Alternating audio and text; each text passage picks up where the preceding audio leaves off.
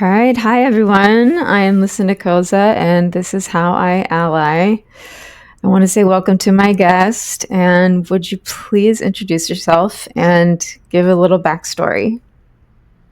Hey, thanks for having me. My name is Lakia Holmes, mom to a 9-month-old baby girl named Isla, adjusting to this new parenthood life. The decision to become a single mom by choice back in 20 after being diagnosed with infertility, which was not part of my plan whatsoever. My plan was to get ahead in my career, find the perfect partner, get married, build the dream life, then have the dream baby. And that completely changed. And so now here I am, just navigating life as a single mom while I look forward to the future where I'm working with people who are dealing with infertility and just being an ally to men and women, families, LGBTQ plus community in terms of having access to great, affordable reproductive care and just how to navigate the world of infertility and navigating the options to build families. That is beautiful. Are you changing careers, or where are you in your career? I need to know. Great question. So currently, I am a sports producer. So I work for Warner Brothers Discovery. So if NBA on TNT or MLB on TBS, I work for the sports side. So I work for Warner Brothers Discovery under TNT Sports. So that's been my entire life, is working in production, working in television. I got my undergrad in broadcast journalism. I got my master's degree in sports management. Sports and television and just being a creative has just been the only thing I've known really. And so now I'm trying to figure out where I am, because I love what I do. It's all I know, but I also feel this pull to be helpful and to make an impact based on the experiences that I went through with my fertility journey. So I'm starting like a side little business where I'm starting as a fertility coach. So just want to do that. So I'm starting to take clients and I'm going to work with people one on one, helping them navigate the fertility journey that they're on, no matter where they are on their journey, and helping them just with emotional support, helping them learn how to navigate the financial aspects of it, because we know that's a huge part of the fertility process, just how to finance fertility treatment, whether it's IVF, IUI, etc.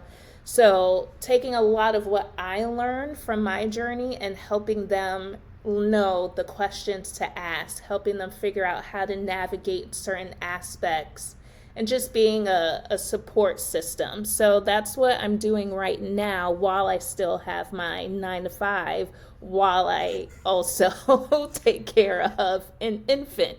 So it's a lot right now. It's a little crazy, it's a little hectic, um, but it feels like the right thing to do at the right time.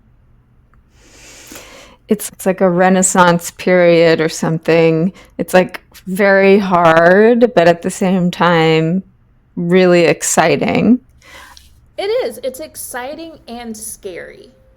And so that's the beautiful thing about it. It's because after becoming a mom, it's interesting as my calendar alerts me that I have therapy in a few minutes, because this is my life now. It's like everything has to be completely organized in a calendar and I need 45 million notifications. But that's like real life. Like I'm Yeah. trying to juggle so much, and that's what makes it fun, interesting, scary.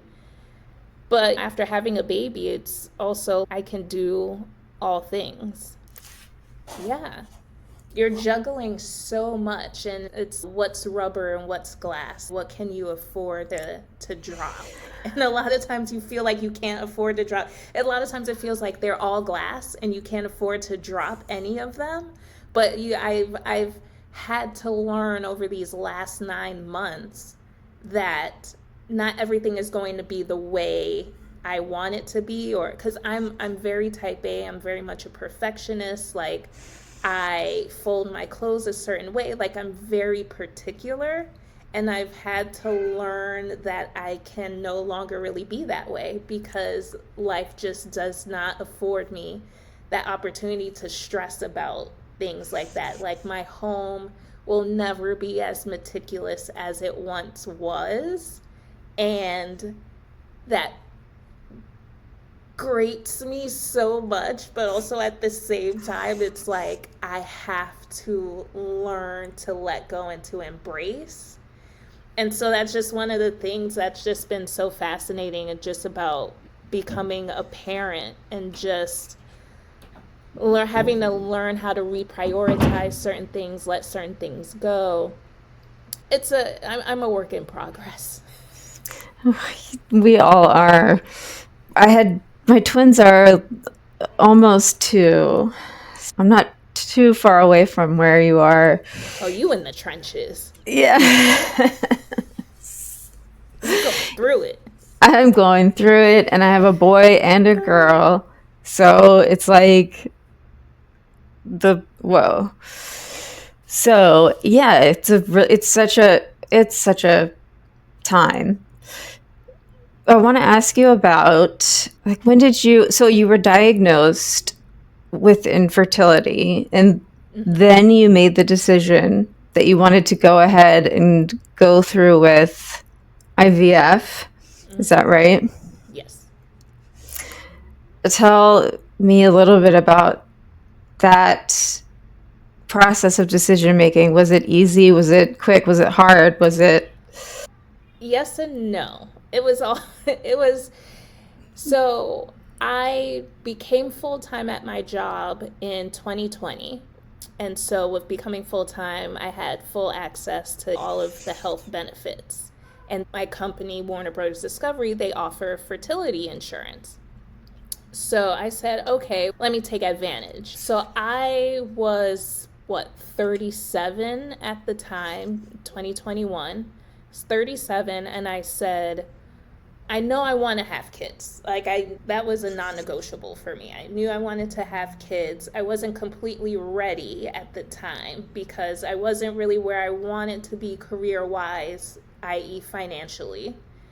And I live in the New York, New Jersey area, and so dating is a challenge, and I lived there too.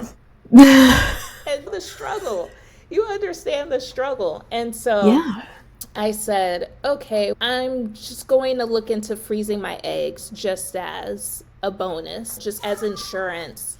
Have those, but my plan, my hope was to still find someone, get married, get pregnant naturally, and start building a family.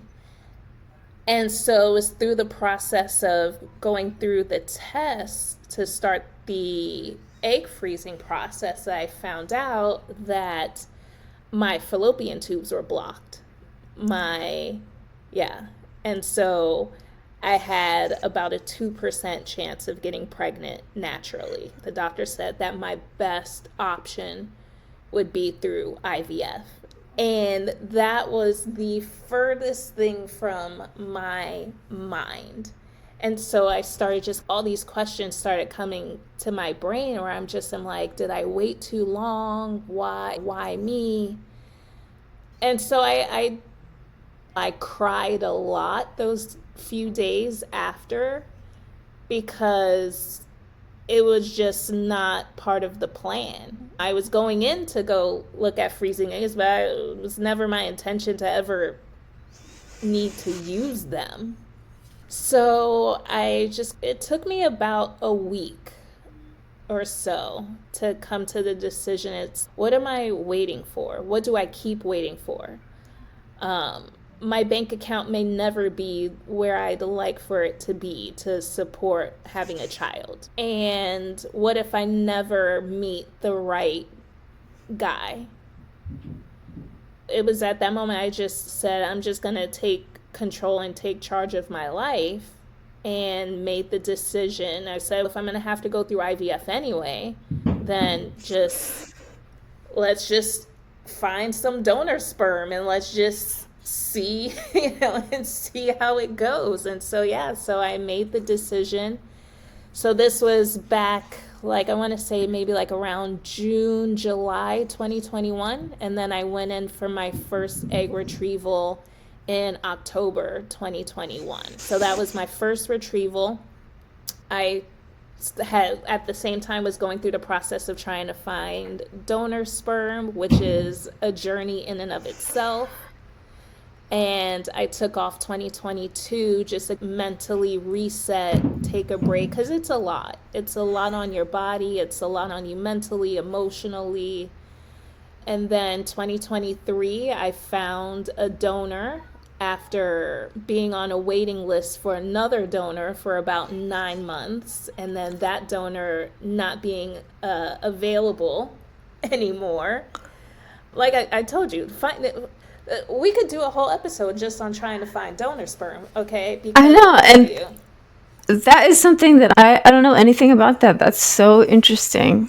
Yeah, it's a wild process. So I found a donor in 2023, and then did 2 more egg retrievals, spring, summer 2023, and then did the embryo transfer in August 2023, and gave birth May 2024. That's a success story. Yeah, I was very lucky, very blessed, and very humbled by the process. Yeah. I'm like starting to get emotional, just like reliving everything. I spent a lot of time thinking, why me? Why me? Why me? There are people around me getting pregnant left and right and center, seemingly so easily. And that wasn't the case for me. I was going to have to go through all of this stuff. But I did it. Yeah. And that's what's so amazing is that you did that shit. It's so hard and it's so long. It's like years long from like start to finish. Yeah. It's incredible. I feel like we as women definitely spend a period of shame or feeling shame. Oh, is it because I worked too hard, or is it because I've waited too long, or I let myself get to a certain age, or all of that? No, yeah. I had so many thoughts, questions, doubts, because again, it was like, what was I waiting so long for? And then I think about all the money I spent on birth control that clearly I did not need. And then that just pisses me off even more. Oh, I know, right? Because it's like, what? Clearly I didn't really need it. Oh, God. But, I crack jokes because I found that cracking jokes a lot during that time helped ease a lot of the pain and the stress and stuff, because it's very easy to beat yourself up and say, what did I do wrong? Had I not waited this long? And it was funny because my mom had me not long after she turned 21. And so, of course, moms are just always so ready to become grandparents. So my mom a lot of times would say, when I was your age, you were such and such years old. And I think about it, I was 37 when I found out I was going through infertility. So when my mom was 37, I was 16? Oh my gosh. And so you have voices like that in your head, and it just adds to the stress and just adds to the pressure. And then My mom would be like, "You don't need to be married to have a child." And I was holding firm, "Yes, I do." And now look at me. Yeah. Yeah. It's it's interesting because do you feel like society because you are very educated, you spent time on your education, you spent time building a career, and I feel like there are so many societal messages for young women that are like, don't get pregnant, get your degree, have a career. It's like, for in my experience, for so many years, it was like, if you get pregnant, I'll kill you, your life's over. And then all of a sudden, you're like, wait a second, nobody told me that it was going to be hard to get pregnant, and no one told me that I should start this process sooner. Here's the funny thing, and this is something I don't talk about very often. So I come from dueling world. I am Mormon. I became a convert to the Mormon LDS church when I was in my early 20s. Wow. And I went to college. I went to Brigham Young University. Okay. One of the things that drew me to Mormonism was that family aspect. I didn't have the greatest upbringing, so there was something about that family unit and the emphasis on family that really drew me to the church. I'm like 22 years old now, going to Provo, Utah to BYU, and everything around me is get married, have children, get married, have children, get married young, date, have children young. All of my roommates in college, at every phase of my time at BYU, all of my roommates had all, for the most part, either gotten married while we were in undergrad and had kids, or gotten married shortly after we graduated. Literally, I'm like the last one of my roommates to get married and have kids or whatever. And so there was that aspect of it, but then there was I want to focus on my career. I am a naturally independent person. I don't want to rely on my spouse's income, because a lot of them, and that, if that's what works for them, that's great. But I had that hope that I would get married in college, but then as I got older, I started having experiences that I would not have been able to have had I gotten married so young. I was able to go to Australia to work for Major League Baseball for a year. I was able to have these certain experiences, especially working in sports where you're not working a traditional schedule. So while I had that hope and that desire, I also knew how important having a career was and how important education was to me. So I was stuck in these two worlds. Yeah. But I always place the emphasis on finding out who I am as a person, building my career path, figuring out what I want to do for me first. And so that made it easy to push things aside, push things back. And I don't regret that at all. I'm glad that I look at my life and I'm glad that it worked out the way it did. I'm glad I was able to have experiences I probably would not have been able to have had I gotten married at 22, 23 years old.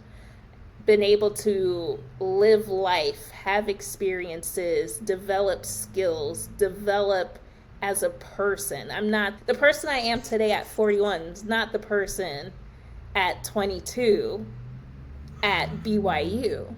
And so I'm glad I was able to navigate that and not lose myself in the process. Yeah, totally. That's an incredibly skilled way of dealing with both of those things, like both of those sort of messages of it's good to have kids young and have a family young, but also it's good to build a career. I feel the same. I feel like I have lived many lives in a way because I've been able to have experiences before having kids. And then think about like all of the stories you're going to tell your daughter about your life. Like you're giving her someone to like look up to. Not that you wouldn't be someone to look up to if you had kids when you were 22, but It's nice because I'm able to give her experiences. So anyone that knows me knows I love baseball. Baseball, I eat, sleep, breathe baseball. Like I said, I worked for Major League Baseball in Australia for a year. When I was in undergrad, I interned in the commissioner's office. When I finished grad school, my first job out of grad school was doing like a seasonal job in marketing and game day entertainment for the New York Mets. So I've been able to build a lot of relationships in the industry. And so everybody that knows me knows that like my second home is Citi Field, right? And Isla was born, and when she was 4 months old, I took her to her first baseball game. And we're sitting like fourth row on the first base line, and just I had Isla, people from the Mets who I've built relationships with, they sent a care package full of Mets gear, bibs, hats, little stuffed toys and stuff, and just congratulating me on having the baby and welcoming Isla to the Mets family. And those are things that I cherish because I'm able to give her those experiences. What 4-month-old is sitting fourth row during yeah. I took her to her first game in September, and then I took her to her second game. It was while the Mets were in the playoffs. And once again, we're sitting like third row, first base side. And these are memories that I'm building. Yes. With her. These are experiences that I've been able to cultivate through my relationships. And I'm turning these into memories and moments for her. And that, when I look at it that way, it makes it so worth it. Because being a woman and being a Black woman working in sports, it's not a lot of us. And to be able to have my daughter be like, my mommy did that. My first assignment when I came back from maternity leave mid-September. And my first assignment off of maternity leave was producing stuff for MLB playoffs on TBS. So here I am trying to juggle having a baby, being a new mom, juggling just returning to work and what work is like as a mom. And I'm handed this heavy assignment to work on baseball playoffs. And then we're sitting down on the couch. The day is done. I've produced whatever it is I needed to produce. And then we're sitting on the couch and she can watch it on TV with me. And those are things that I'll forever be able to cherish. And she can look back and be like, my mommy did that. And it's all been part of the journey. And just, did my career delay things? I guess maybe you can say that, or you can say that everything happened right on time the way it should have. Yeah. Yep. I think so. I think giving your daughter such an example is one of the most important things. And that's everything. That's everything. I didn't know I was having a daughter. I didn't choose the gender for the embryos. They said, "Do you want to choose?" And I said, "No, whatever the strongest one is, let God Yeah. decide." But I thought for sure I was going to be a boy mom. I Right. always wanted a boy first. I work in sports. Everybody's, "Yeah, you're going to be a boy mom." And they're like, "It's a girl." I said, "What? A girl? What?" Yeah. So I'm not at all prepared. But now it's, yeah, it makes sense. It makes sense to have a girl. So it just to be an example to a little girl is just it's the best. Yeah. Yeah. Sometimes I think, oh, my kids, what do they think about me? Do they think mommy is at home all the time? Like she does nothing. But even if they somehow think that now, at some point they'll know everything that I've done and worked on and tried Mm-hmm. to do. And that's very important to me. And I think it is to you too. And that's just, it's great.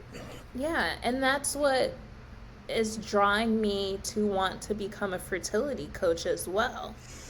To be that example to Isla. I'm not going to get emotional. I'm not.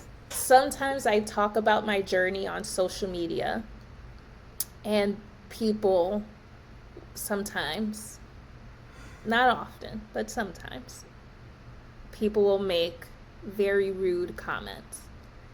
One person, I'll never forget, said basically called me selfish for bringing a child into the world without a father, just that way I could, quote, fill a void in my life. Yeah. Yeah. I know. And I want and I need Isla to know that my decision to have her was not merely to fill a void in my life. She was more than that. And that her being here is for a reason, and that I want other people, men, women, single women, LGBTQ people, I want to be an example to Isla that I did it my way and that I want to help people do it their way as well. And to be that example that my mommy is out here doing good work and helping people achieve their dream of being parents, no matter how it happens. And that is Yes. what inspires me the most, to be able to be an example and to show her that I'm doing good in the world, that I'm trying to make an impact as best as I can. The sports stuff is that's cool. My mommy gets to go to NBA All-Star. My mommy gets to do all this cool stuff in the sports space. But first and foremost, my mom is helping people. Yes. How, because I had this experience, a lot of women I've talked to have had this experience. Like after you go through such a challenge, you have a moment of, am I doing as much as I can to, with my one life, am I doing as much as I can to actually do good? Mm, And it spurs you to start doing more. yeah. And that's no matter what any person says,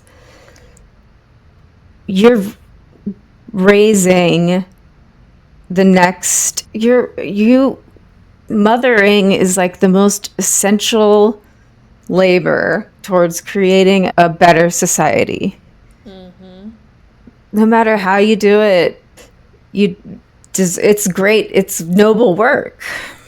Yeah, It's not and it's selfish. no, and it's not something I take like lightly or took lightly. Making the decision to become a single mom, that weighed on me quite a bit because I knew the impact that would have. I thought in my mind a million times what that conversation is going to be like when she comes home from like pre-K or something one day and it's like, "Where's my daddy? So and Yeah. so's daddy did this. Where's my daddy?" That's not an easy conversation to have. It's not, and I spent a lot of time thinking about the impact a conversation like that could have on her. But I also plan on being completely honest with her and explaining to her why I did what I did. That she does have a daddy. She doesn't know who he is. She can't see him, but his spirit is there. And I'm glad that I've also been able to build a community with other families that use the same donor. No way. That's awesome. Yeah, and that was something that was very important to me as well. So Wow. she has siblings. We're all like in a Facebook group together. We, Wow. share pictures of each other's children and updates and things like that. And we're building a community together as parents. A lot of us are single moms by choice, and then a lot of the other parents are of LGBTQ families, couples. And that's been so important to me to build that community and to build that relationship. So it makes it a little bit easier to have those tough conversations as she gets older. Because it's, hey, you have a sibling here in North Carolina, you have a sibling in Toronto, you have a sibling in California. Yeah. You have that community. You're not alone. And then when she turns 18, she'll have the option if she wants to reach out to the donor.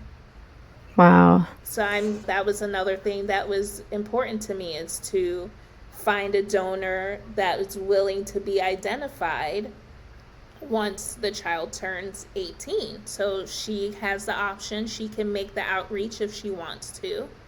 And then we'll see how it goes from there if they want to build a relationship. So these were all things that I took into consideration before I even started the process, because I knew how important that would be for her. So it's not, again, it's not a decision that I made lightly.